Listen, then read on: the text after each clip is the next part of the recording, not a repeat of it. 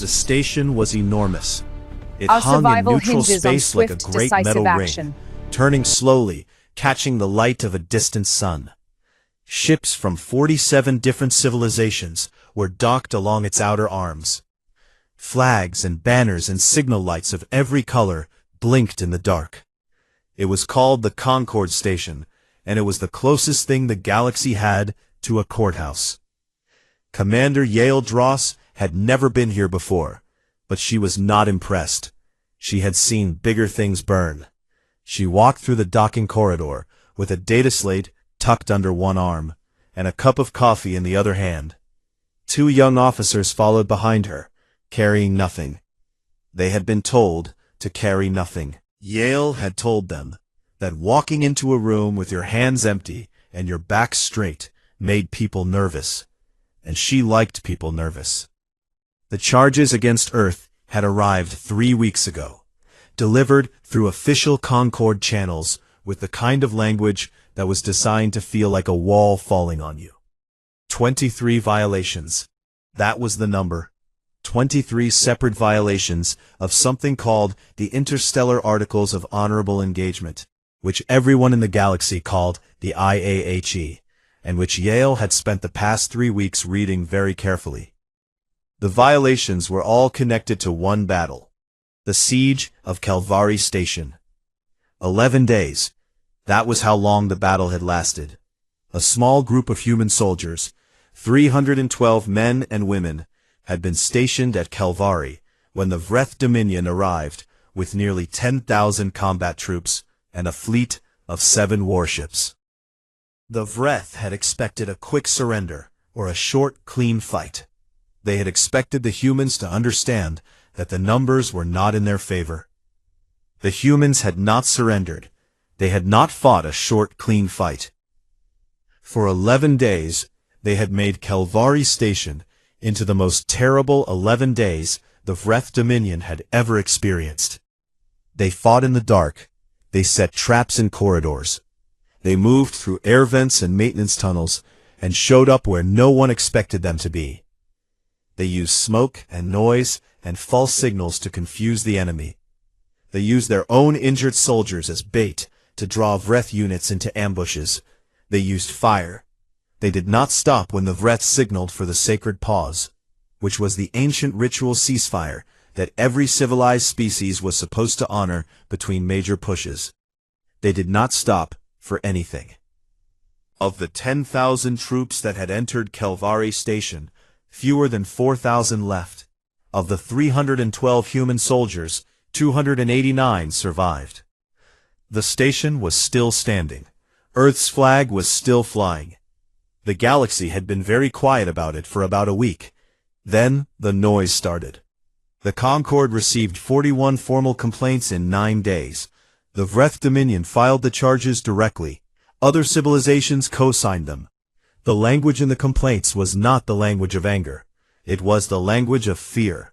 Words like unprincipled and uncivilized and beyond the scope of acceptable conduct appeared over and over again. One complaint used the phrase, fundamentally incompatible with the dignity of warfare, and Yale had underlined that one twice. She had also smiled when she read it, which was something her junior officers had noticed and found slightly unsettling. Earth's government had long debates about who to send to the tribunal. Diplomats had been suggested. Legal scholars had been suggested. A joint committee of 3 senior ambassadors had been suggested. Yale had been chosen instead, which told her that someone in the chain of command understood exactly what kind of fight this was going to be. She was not a diplomat. She had not studied law at any formal institution. What she was a soldier who had spent 31 years learning how wars were fought, why they were lost, and what it cost the people on the ground when someone in a comfortable room far away made decisions based on rules that had never been tested by reality. She also happened to have read every word of the IAHE 3 times in the past 3 weeks, and she had found something in it that she was keeping very quietly to herself for now. The Grand Chamber was at the center of the station, reachable by a long walkway that passed through a glass-walled corridor overlooking the docking bays. Yael walked slowly. She looked at the ships. She counted the flags. She sipped her coffee. The chamber itself was shaped like a bowl, with the speaker's floor at the bottom, and rows of floating jury platforms arranged in a wide circle above it. Each platform bore the seal of a different civilization. Some were large enough to hold a dozen delegates. Some held only one or two. The Vreth platform was the largest, positioned at the highest point, and the being sitting at its center was a creature called Vraxol. Vraxol was old by Vreth standards, which meant he was roughly the size of a large horse, and covered in dark green scales that had faded slightly to gray around the edges. He was a legal scholar and a former military commander, and he had the kind of stillness that very dangerous things sometimes have when they are being patient. He watched Yael walk to the speaker's floor. His eyes did not move. His expression did not change. Yael set her coffee cup on the edge of the speaker's podium, put her data slate flat on the surface beside it, and looked up at the room. 47 civilizations looked back at her. Some were reptilian, some were insectoid, some were tall and thin, and moved like water. One species near the back appeared to be made mostly of sound and light, and Yael had no idea how they were sitting on a platform, but she respected it. A translation unit on the podium activated with a soft chime. The Concorde's presiding officer, a pale blue creature named Advocate Saravam, spoke in the lilting official language of the Concorde, and the translation unit turned it into flat, clear English for Yael's ears. Commander Yael Dross, representing the sovereign nation of Earth and its United Defense Command. You are brought before this tribunal on 23 counts of violation of the interstellar articles of honorable engagement, as filed by the Vreth Dominion and co-signed by 14 member civilizations of this Concorde. Do you understand the nature of these proceedings? Yael looked at Advocate Saravam for a moment. Then she looked at Vraxol. Then she looked back at the presiding officer. Yes, she said. Do you have representation? A legal advocate? A diplomatic counsel? No, she said. A small ripple of sound moved through the chamber, whispers in a dozen languages. You intend to represent yourself and your world? Yael picked up her coffee cup, took one sip, and set it back down. I intend to listen first, she said. Let them say everything they want to say. I'll go after. There was a longer silence this time. Vraxol's eyes had not moved from her face since she walked in. He was looking at her the way old soldiers sometimes looked at things they had not seen before, but recognized anyway. Yael opened her data slate, clicked to the first page of her notes, and picked up a pen. She was smiling very slightly, and she did not stop smiling for the rest of the day. The proceedings began the next morning. The grand chamber filled slowly, the way important rooms always do, with noise first, then with bodies, and then finally with a heavy kind of silence that meant everyone understood that what happened here would matter for a long time. Delegates from 47 civilizations settled onto their platforms. The translation units hummed. Advocate Saravam called the room to order with a single tone from a small instrument that sounded like a bell and felt like a command. Vraxol rose to speak. He was impressive standing up. He moved to the front edge of the Vreth platform with the slow, measured steps of someone who had done this many times before and had never lost. His scales caught the light of the chamber. His voice, when it came through the translation units, was deep and even and utterly calm. He began with the history of the IAHE.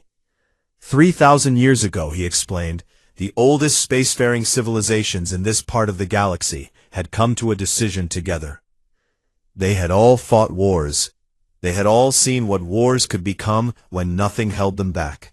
Entire planets scorched, species reduced to scattered survivors.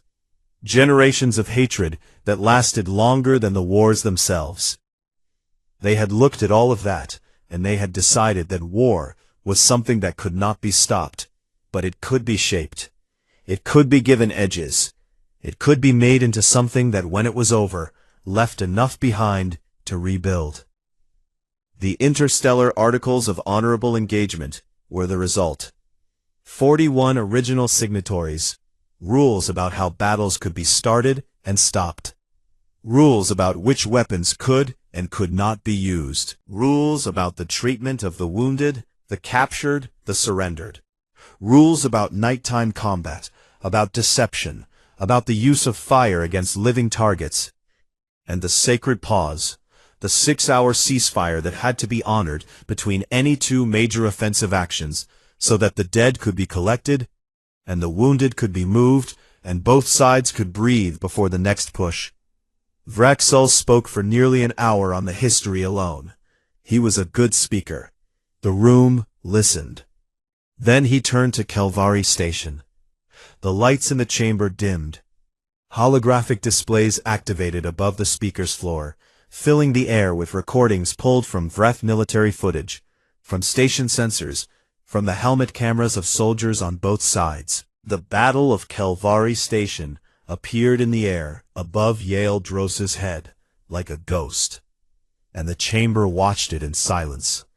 It was not easy to watch. The first recordings showed the opening hours of the siege, when the Vreth forces moved through the outer corridors of the station, in clean, organized formations. The humans met them with small arms fire, and then pulled back. Standard. Expected. Then the lights went out. The humans had cut the main power to the outer sections deliberately. They had set up their own low-light systems beforehand, systems that the Vreth did not have, and had not been prepared for. The Vreth forces moved forward in the dark, and the humans were already behind them. The recordings showed ambushes in corridors so narrow that the Vreth could barely turn around. They showed decoys, recordings of human voices played through station speakers, to pull units away from their positions. They showed 2 instances of human soldiers pretending to be injured and calling for help, and when Vreth medic units moved in to investigate, the corridor ceilings came down. Several delegates made sounds. Not words, just sounds. Then the sacred pause signal appeared in the recordings, a clear, recognized signal, broadcast on the standard frequency, acknowledged by the Vreth command. 6 hours of ceasefire, as the articles required. The Vreth forces stopped. They collected their dead. They treated their wounded. They reorganized. The humans did not stop.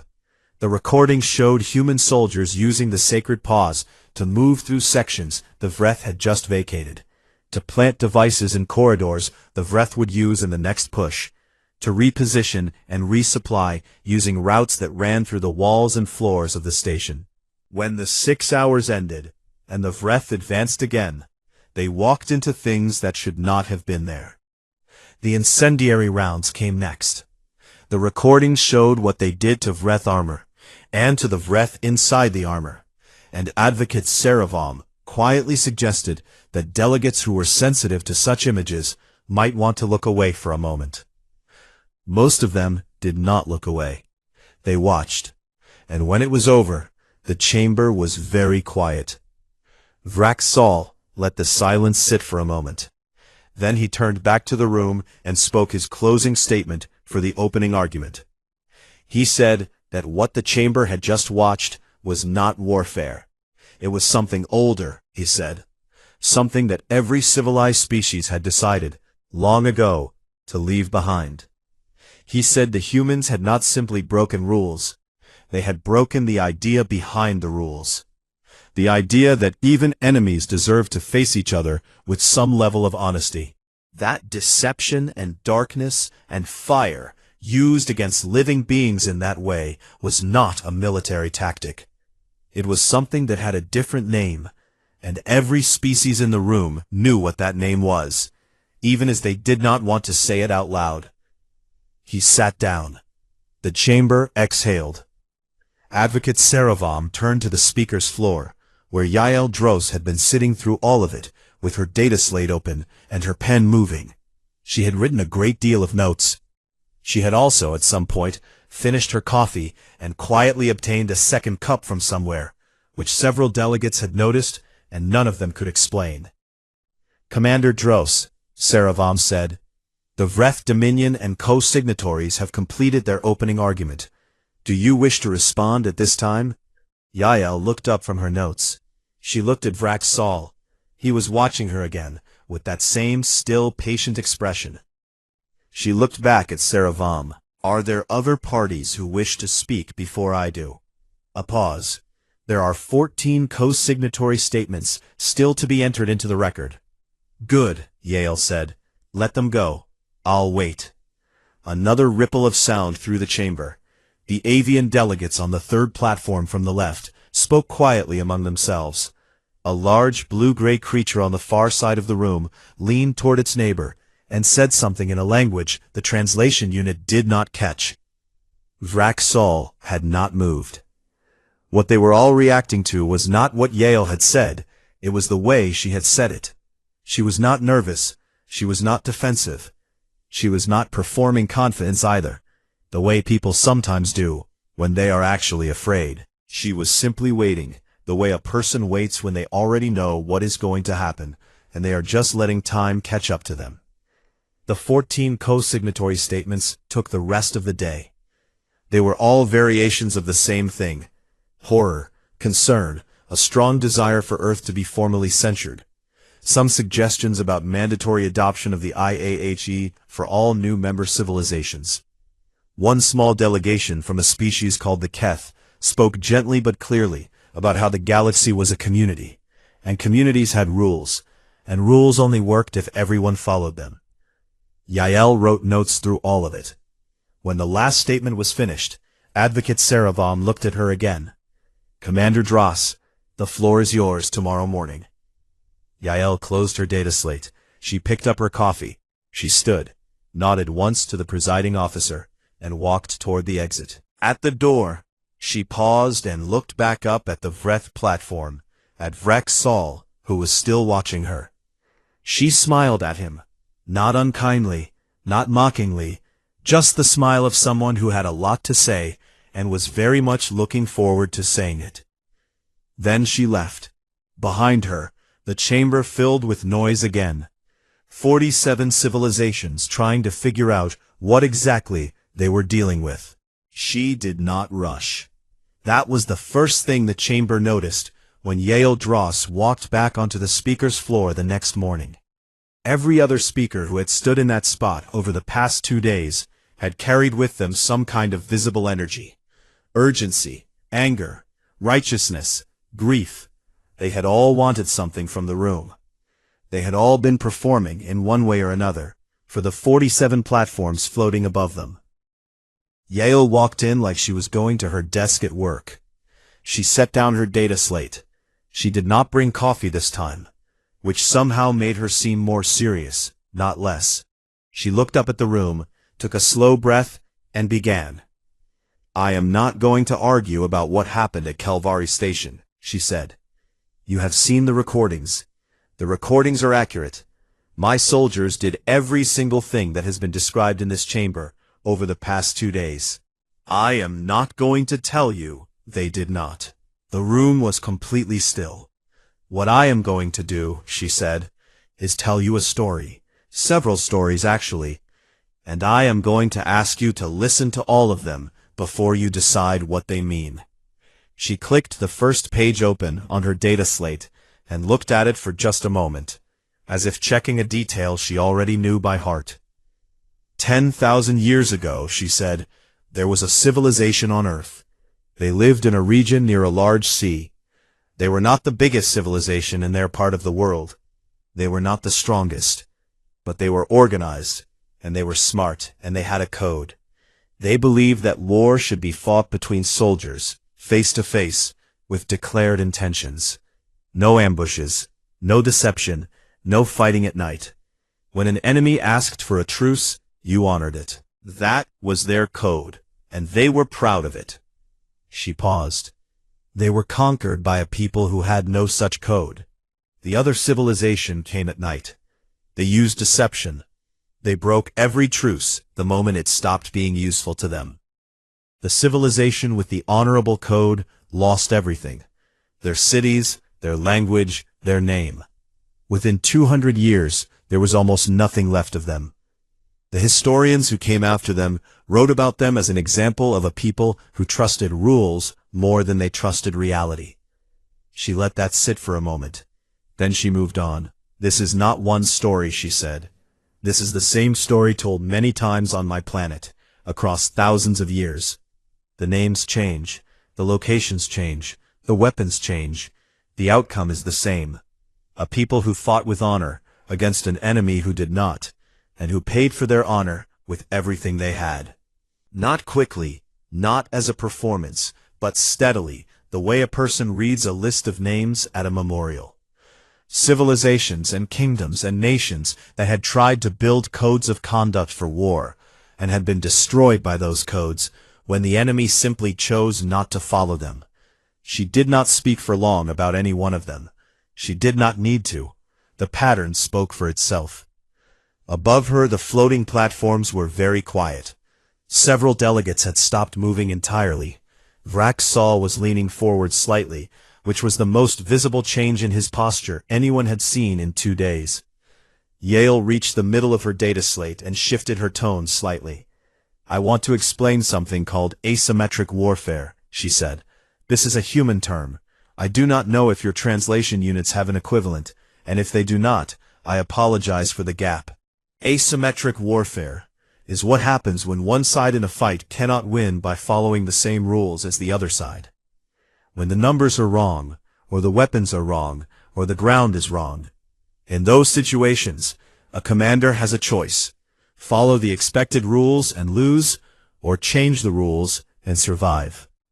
She pulled up a holographic display of her own, replacing the Vreth footage from the day before with something different. Maps. Old maps of Earth, covered in dates and lines showing the movement of armies. She walked through them one by one, talking about generals and soldiers and battles that had changed history. She talked about a man named Sun Tzu, who had written a book about war nearly 3,000 years ago on Earth. She pulled up a single line from it and read it aloud. He wrote this, she said. All warfare is based on deception. 3,000 years ago, a human being sat down and wrote that, because he had watched enough wars to understand what actually won them. She closed the display. I am not telling you that my soldiers at Calvary did beautiful things, she said.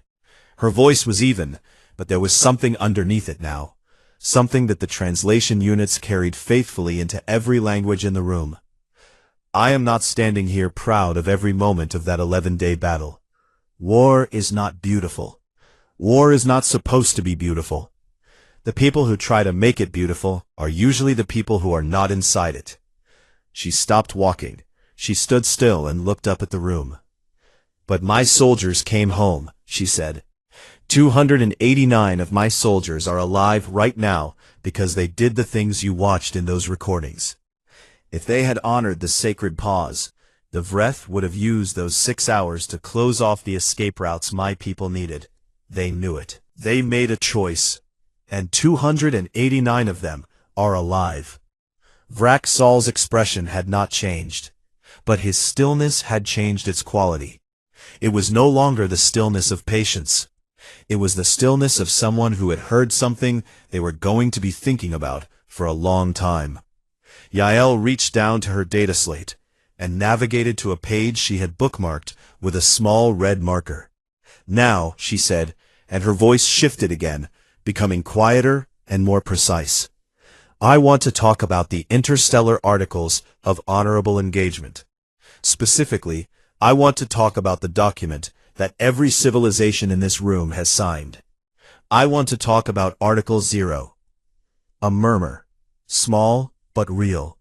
Article 0 is the preamble clause of the IAHE. It was written by the original 41 signatories. It is the first page of the document. It says the following: No article herein shall be imposed upon a species that was not present at the time of ratification. nor upon any species that has not voluntarily adopted said articles into their own sovereign military code. She looked up. The murmur was louder now. Earth was discovered by the Concorde 61 years ago, she said. I have the date in the record if anyone needs it. At the time of the IAHE's original ratification, 3,000 years ago, humans were fighting each other with iron weapons on the back of animals. We were not present. We were not consulted. We were not signatories. She closed her data slate. And we never signed, she said simply. Not once in 61 years has Earth been asked to sign the IAHE. Not once has Earth agreed to be bound by it. The room did not murmur this time. The room broke open. 47 platforms erupted at once, voices in dozens of languages crashing through the translation units and fragments. Advocate Saravam struck the bell instrument 3 times before the noise began to settle. Yael Dross stood on the speaker's floor and waited. She was not smiling now. She was looking at Vraxall, and her face was serious, and she held his gaze steadily. He held hers back. 2 soldiers across a room, looking at each other with the particular kind of attention that only people who understood the cost of things could manage. Then Saravam called for an emergency recess, and the chamber began to move, and the noise rose again like a wave, and in the middle of all of it, Yael picked up her data slate, tucked it under her arm, and walked toward the exit with the same unhurried step she had walked in with. Behind her, the galaxy was trying to figure out what had just happened. The recess was supposed to last 2 hours. It lasted 9. The corridors behind the Grand Chamber filled within minutes of Advocate Saravam calling the break. Legal teams from a dozen civilizations moved in tight clusters, speaking quickly and quietly. Data slates were pulled out and scrolled through at speed. Senior delegates called back to their home governments on secure channels. The Vreth legal team disappeared into a private room and locked the door, and no one saw them for the first 3 hours. The Keth journalist, who had been following the proceedings since day 1, a young creature named Os, with large amber eyes and thin fingers that were always moving, had positioned himself near the main corridor junction where most of the foot traffic passed. He was small enough that people moved around him without really noticing him, which was exactly what he needed. He took notes. He had also been watching Commander Yael Dross, who was not panicking. She had found a small food hall 2 levels below the Grand Chamber, and she was sitting at a corner table, eating something she had ordered from the station's human food synthesizer. A bowl of something warm that smelled like grain and salt, and reading from her data slate with the focused calm of someone who had a lot of work still left to do, and was using the time well. Os gathered his courage and walked over to her table. Commander Dross, he said. This translation unit turned his words into flat, clear English. I am a journalist with the Keth Open Record. Would you be willing to speak with me? Yael looked up from her data slate. She looked at him for a moment, not suspiciously, just with the steady attention she seemed to give everything. And then she nodded at the seat across from her. Sit down, she said. He activated his recording unit and set it on the table between them. Yael looked at it, did not object, and went back to her food. What is happening in there right now? Os asked. He gestured vaguely in the direction of the chamber. The legal teams, they seem very disturbed. They are checking the document, Yael said. Article 0. They are verifying that it says what I said it says. It does. And when they confirm that, then Vraxall's legal team will try to find a precedent that overrides it. Something from the past 3,000 years that says the clause was made void by later practice, or by the act of joining the Concorde, or by some other argument they are going to construct under a great deal of pressure in that locked room. She ate a spoonful of her food. They will not find one. I already looked. Os's amber eyes were wide. You expected this, all of it. I expected them to bring charges, she said. The moment the battle ended, I knew they would bring charges. We fought in ways that frightened them, And when powerful groups are frightened, they reach for rules. It is a natural thing to do. She paused. I spent 3 weeks reading every word of the document they were going to use against us. That is what you do when you know a fight is coming. You learn the ground. Oz was quiet for a moment, turning that over. The other delegations are also meeting, he said. Not just the Vreth. Others are speaking privately with your office. 3 civilizations have requested meetings with you directly. I know, Yal said. I will meet with them this evening. What do they want? Yal set down her spoon and looked at him properly for the first time. The same thing most people want when the rules they rely on turn out to have limits, she said. They want to understand what comes next. The meetings that evening were held in small rooms off the main delegate corridor. Yale attended all 3. She did not take her junior officers with her. She went alone, with her data slate and a fresh cup of coffee, and she listened more than she spoke. The first delegation was from a civilization called the Marin. Tall, gray-skinned, very formal. They were not angry. They were quietly, carefully curious. They wanted to know how Earth had developed its approach to warfare. Not the tactics, but the thinking behind the tactics. Yale answered honestly. She talked about history. She talked about what it had cost humanity to learn what it learned. The Marin delegates listened without interrupting, which she respected. The second meeting was shorter. A small insectoid civilization called the Drev sent a single representative who asked one question, listened to the answer, thanked her, and left. The question was about the sacred pause specifically, whether Earth considered it useless. Yal had told him that Earth did not consider it useless at all. In the right context, with both sides acting in good faith, a ceasefire was a valuable and important thing. The problem was that Kelvari Station had not been that context, and her soldiers had known it, and they had made a judgment call. The Drev representative had nodded slowly at that, as if it answered something he had been thinking about for a long time. The third meeting was the most interesting. The delegation was from a civilization that had co-signed the charges against Earth. They were not here to apologize for that, and Yal did not expect them to. What they wanted to talk about was the future. Specifically, they wanted to know whether Earth intended to join the IAHE going forward, now that the issue had been raised. Not the small, private smile she wore in the courtroom, but a fuller one, the kind that meant she had been waiting for exactly this question. She reached into her data slate and pulled up a document. She turned the screen so the delegates could see it. Earth submitted this to the Concord Secretariat 4 years ago, she said. It was logged, acknowledged, and filed. As far as I can tell, no one read it. The document was called the Terran Articles of Warfare. It was 912 pages long. The delegates stared at the screen. Yael gave them a moment to absorb that number. Then she began to explain.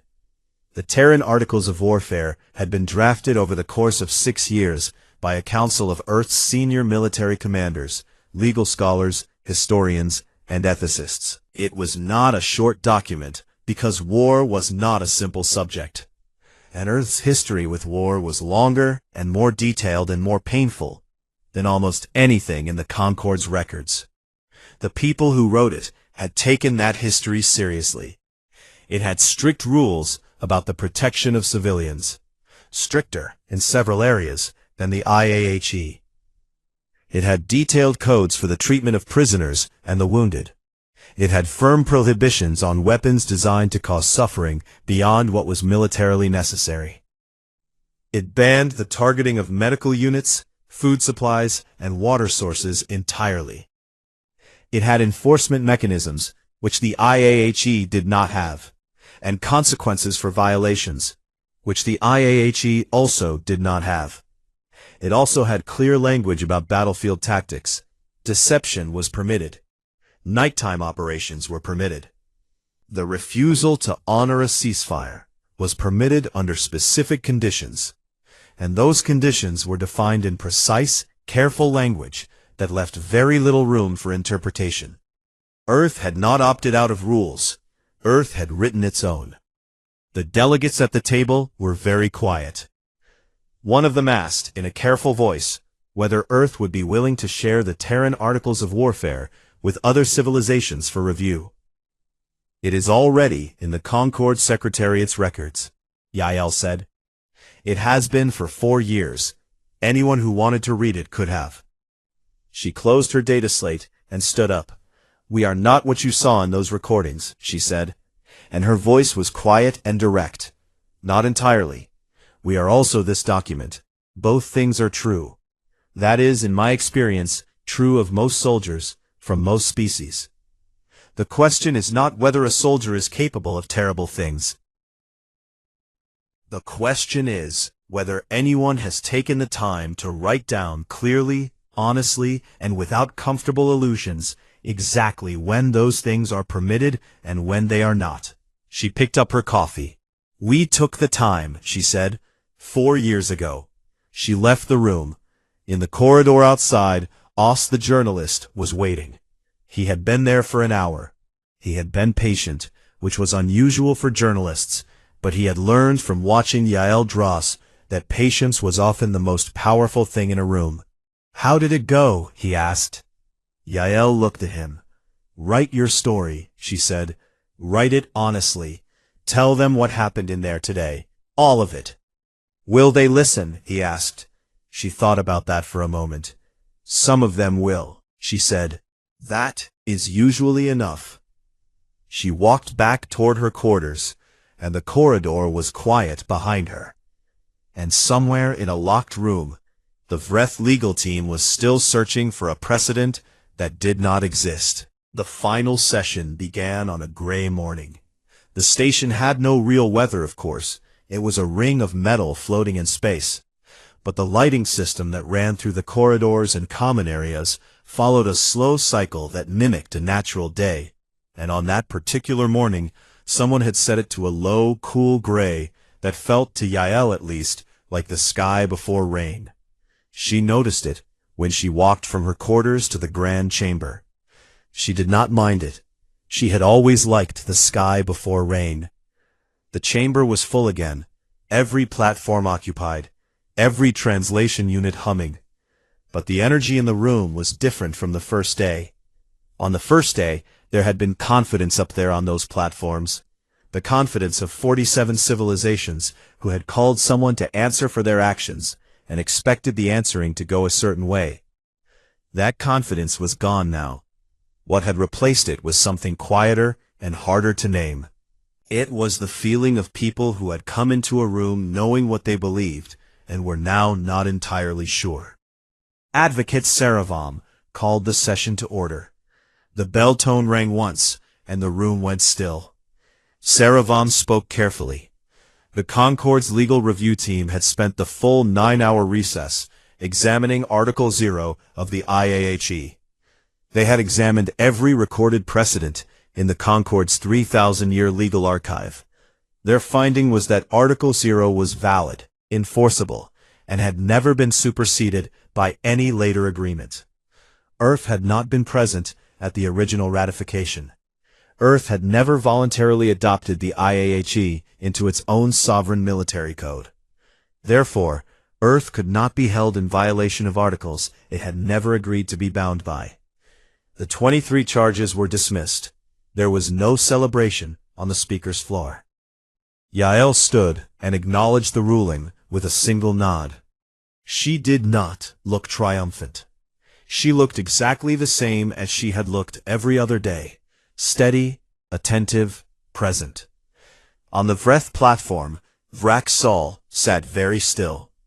Saravam was moving toward the formal close of the session when Vrak Sol raised one large hand. The presiding officer paused.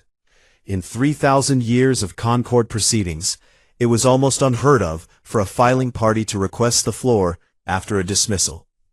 Saravam looked at him for a moment, then looked at Yael. Yael nodded. Whatever he wanted to say, she would hear it. Vrak Sol came down from the platform for the first time since the proceedings began. He did not use the filing party's podium. He walked to the center of the speaker's floor and stood a few meters from Yael. which put the two of them on the same level, in the same space, closer than opposing parties usually stood in that chamber. He was very tall up close. His gray-green scales had the texture of old stone. His eyes, which had been watching Yael for 3 days from a distance, were a dark amber color that caught the light in a way she had not been able to see from across the room. He spoke without his platform's translation relay, using the Concorde's common language directly, which meant his words came through Yael's personal translation unit with a slight delay that made everything he said feel more deliberate than it already was. "I have one question," he said, "not as a prosecutor, not on behalf of the Vreth Dominion, as a soldier. I was a soldier before I was a scholar, and I think you understand that." "I understand that," Yael said. "You have shown us your history, you have shown us your document, you have made your argument, and your argument is sound, and I will not pretend otherwise." He paused. "But I want to ask you something that is not in any document.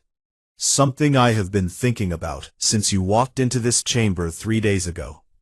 He looked at her directly. "Do you not fear what your people carry inside them? When you look at what your soldiers are capable of, when you watch those recordings the way I watched them, not as a legal exhibit, but as a soldier watching other soldiers, do you not feel something that frightens you?" The chamber was absolutely silent. Yael looked at him for a long moment. She did not answer quickly. She gave the question the time it deserved, which was more time than most people in that chamber expected her to give it. Then she spoke. "Yes," she said. "We do." She let that sit for a moment before she continued. "There is not a single senior commander in Earth's military who does not carry that fear," she said. "We talk about it. We have always talked about it. Every civilization on my planet that ever built an army eventually had to ask itself what it was building, and what it would do when the army came home, and what happened to the people inside it after they had done the things armies do." She paused. "Some of our civilizations got that wrong. Badly wrong. You do not need to watch our battle recordings to find the worst things humans have done. Our own history has plenty." Vraxal said nothing. He was listening. "The Terran Articles of Warfare were not written to tell other species what we would do on a battlefield," Yael said. "That was part of it, but it was not the main part. They were written because we needed to say clearly to ourselves, out loud, in writing, in 900 pages of precise and uncomfortable language, exactly what we were. What we were capable of, what we would permit, and what we would forbid, and why." Her voice was steady, but not cold. There was something in it that sounded like the weight of something very old and very heavy being carried with both hands. "Because we learned, over a very long time, that the most dangerous thing is not a soldier who knows what they can do. It is a soldier who has never been made to think about it." She looked at him squarely. "We are afraid of ourselves," she said. "We have always been afraid of ourselves. That fear is not comfortable, and we do not pretend it is. But we decided a long time ago that honesty about what we are was the only foundation worth building anything on, including a code of war."